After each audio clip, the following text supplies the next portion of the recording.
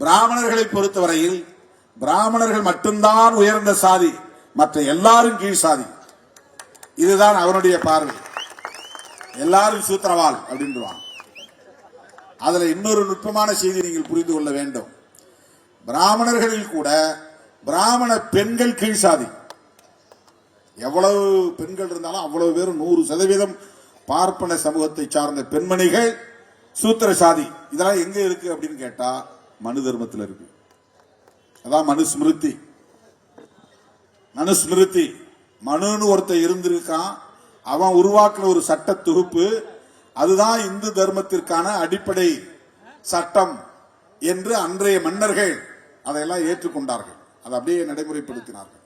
நாம் சொல்ற வீராதி வீரர்கள், சூராதி சூரர்கள், பாண்டிய மாமன்னர்கள், சோழ மாமன்னர்கள், சேர மாமன்னர்கள், இவர்கள்லாம் ஒரு காலத்துல பார்ப்பனர்களுக்கு கட்டுப்பட்டு அவன் சொல்ற மந்திரம்தான் வேதம், அவன் ஓதுகிற வேதத்தால் தான் நாம் வாழ்கிறோம் என்று நம்பி அவர்கள் என்னென்னவெல்லாம் செய்ய சொன்னார்களோ அதையெல்லாம் செய்தார்கள். கோயில் கருவறைக்குள்ளே இருந்த தமிழை தூக்கி போட்டு சமஸ்கிருதத்தை கொண்டு வந்தாங்க. மன்னர்கள் தான் செய்தார்கள்.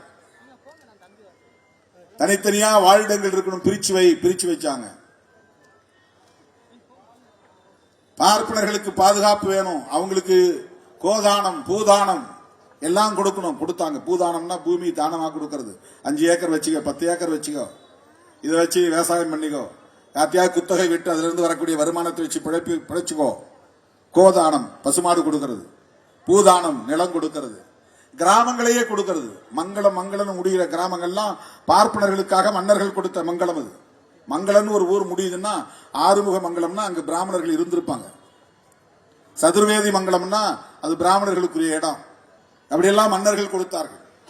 அந்த மன்னர்களால் உருவாக்கப்பட்ட சாதிய கட்டமைப்பில் தான் சாதி விட்டு சாதி திருமணம் செய்தால் படுகொலை செய்கிற போக்கு இருந்தது. குல தர்மத்தை மீறக்கூடாது, மனு தர்மத்தை மீறக்கூடாது. தவம் செஞ்சான்னு சம்புகனை வெட்டி கொண்டாங்க. நீ ஒரு சூத்திர, நீ எப்படி தவம் இருக்கலான்னு ராமன் போய் சம்புகனை கொண்டதா ராமாயணத்துல கதை இருக்கு. வில்வித்தை கற்றுக்கொண்டான் என்பதற்காக ஏகலவன் கைவிட்டலை கட்டை விரலை வெட்டினார் துரோணாச்சாரி. இது மகாபாரதத்தில் வருது கதை. ராமாயணம் எந்த வருஷம் உருவானதுன்னு யாருக்கும் தெரியாது. மகாபாரதம் எந்த ஆண்டு உருவானதுன்னு தெரியாது. ஆனா மகாபாரதத்துக்குள்ளேயும் ராமாயணத்துக்குள்ளே இருக்கிற கதை என்னன்னா சனாதன தர்மத்தை அடிப்படையாக கொண்ட கதைகள் தான், புராண கதையாளர்கள் தான். அந்த சனாதன தர்மத்தின் உயிர் மூச்சு கோட்பாடு என்னவென்றால் சாதி விட்டு சாதி திருமணம் செய்தால் படுகொலை செய்யணும்.